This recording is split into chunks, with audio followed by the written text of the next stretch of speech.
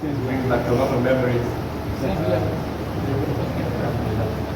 So, thank you so much for agreeing to break your program and just to go through a few most common mistakes that we make. The idea is just to refresh. I apologize if it's something that's too basic for you, but inshallah it's a refresh, and inshallah we can improve our recitation that much better. So today we'll go through a couple of things: short vowels and long vowels. And the reason why is because sometimes because of our tune or because of we misread it, we can prolong the short vowels unnecessarily or not prolong the long vowels. So,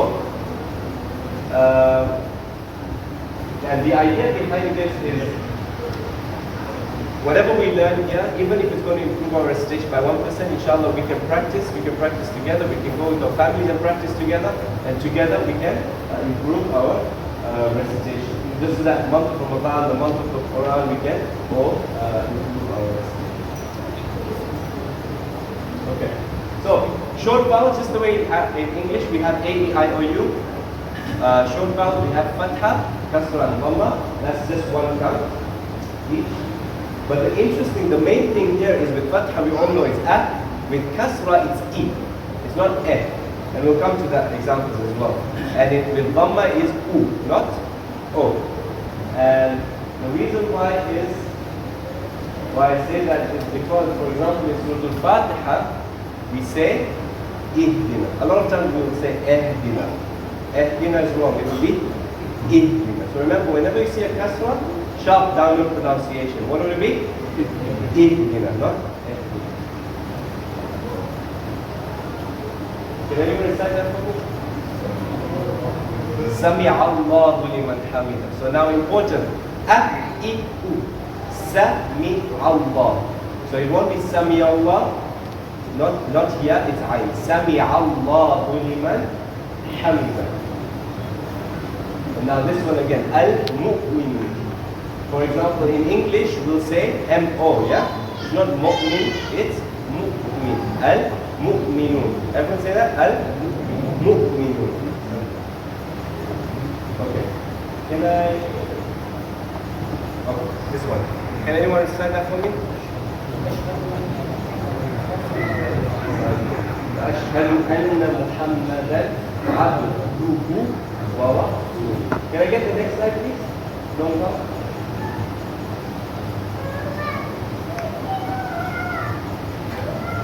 Okay, so now long vowels is an interesting one. So we have something called mad letters. This is alif, waw, and ya. And these letters are the ones that are going to prolong the short vowels. So if there's an alif, we'll see that as an alif maksura. We know it's a 2 count. Not more than 2 counts, so we don't prolong it more, or we don't shorten it as a short vowel. We have a waw after a dhamma, then we know that dhamma is being prolonged by 2 counts. Similarly, if we have a ya after a kasra, then that kasra is being prolonged by 2 counts. So, now the key thing is, here, the main thing is that we should not, our Quran recitation should not be governed by our tune. But sometimes, with our tune, it can help us prolong a letter, a word that is not meant to prolong, not meant to be prolonged. And the problem here lies is that we change the whole meaning of the word. So, a few of the examples I've given are from most common surahs that we recite and also from our salah. Anyone can recite that for me? Subhana Azim. So not, remember, so in our ruku, it's not A'azimi, it's Azim. Subhana Rabbiyal Azim wa bihamdihi. Okay. And then this is our sajda. Santo. Subhana Rabbiyal A'la. Now this one. Astaghfirullah Rabbi wa atubu ilayh. Yeah? So 3 good. This one?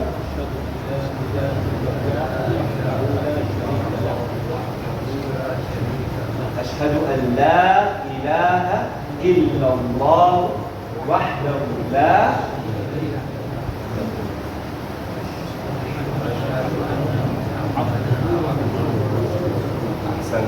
Now the reason why, so this is quite basic and simple, just wanted to lay the foundation. Then for the next night, then we'll go through the detail. But the reason why I'm giving examples from Salah is because Salah is the most important, right? And the thing is, we memorize our Salah dhikr from a very young age. We don't necessarily read it now. But sometimes if we memorize it wrong, for example me, for the longest of time I thought it was Sami Allah. I thought it was a ya, but it's actually Sami Allah. Or I thought Subhana Rabbiyal A'azim. It's not A'azim, it's Azim. So things like this, inshallah, they will get. You go back to this.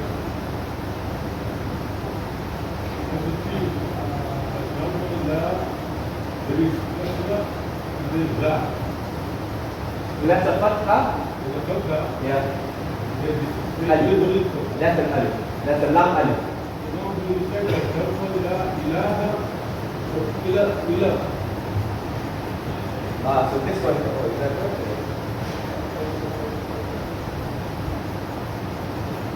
Yeah. This one? Yeah. So this is a Kasra. Yeah. So this one, La, this is Lam Alif, right? So that's the long count. La, and then this is I, La.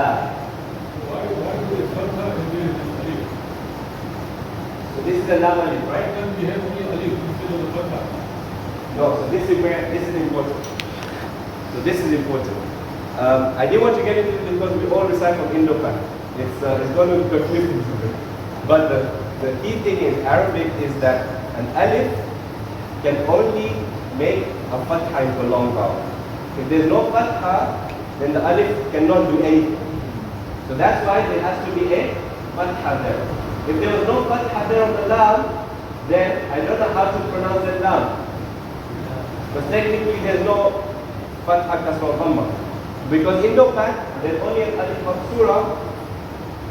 So, and we know, we've always grown up knowing that it's a 2 count. I don't want to get into that conversation because that is confusing. But that's fine. But does that make sense? No? Does that make sense? Will we all please? Okay. Can we go to the next one?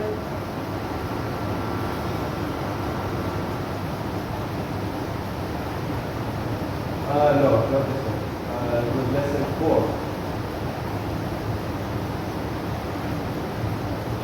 Lesson 4.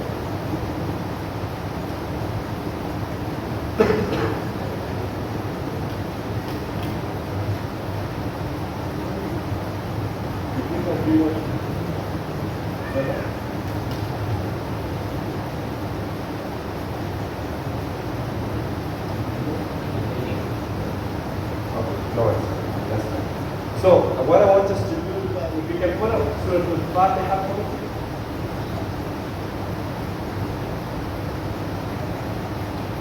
Actually, should be there on lesson 3. The long vowels should be there.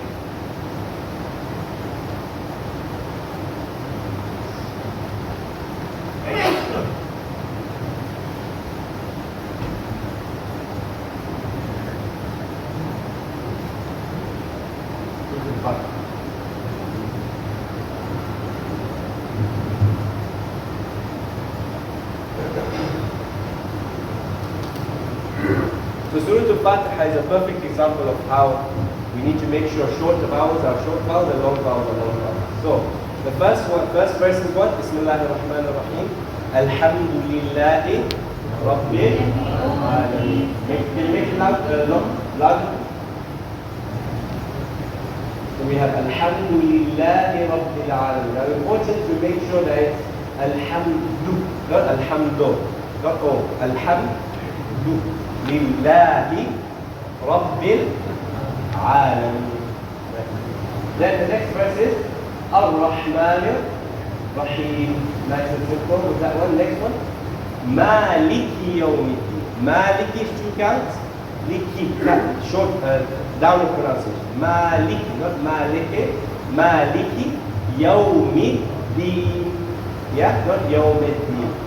Now here's where the main thing comes. إِيَّاكَ نَعْبُدُ وَإِيَّاكَ نَسْتَعِينُ. Now, a lot of times you'll hear people say إِيَّاكَ نَعْبُدُ وَإِيَّاكَ نَسْتَعِينُ. But note, that's a short vowel. That wow has a fatha. So it's not making the dhamma into a long vowel because it has its own function. So it will be إياك نعبد وإياك. So not نعبد وإياك. Yeah? Next verse, please. Now this we already covered. إهدنا, not أهدنا or أهدنا. إهدنا الصراط المستقيم. إهدنا الصراط المستقيم. Next one. صراط الذين أنعمت عليهم غير المغضوب. Now this is important. مغضوب, not مغضوب. It's not that. It's مغضوب عليهم ولا الضالين. Now this mud is a long mud, super long mud, 6 counts. So try and prolong it longer than your long vowel. So it won't be ولا الضالين. It will be ولا الضالين. So just try and prolong it a bit more. Okay, so this lesson I just wanted to lay the foundation, short vowel, long vowel. Then tomorrow we'll go into specific makharij, the most common makharij mistakes that we make. And I'll give examples from our salah, from the most common surahs as well, just so that we can perfect our salah. And also show you how much of a difference in the meaning it can make just by making a small tweak in the makharij. So inshallah, the aim is just to have a quick, short lesson so that we can improve our recitation. Sallallahu alaihi wasallam.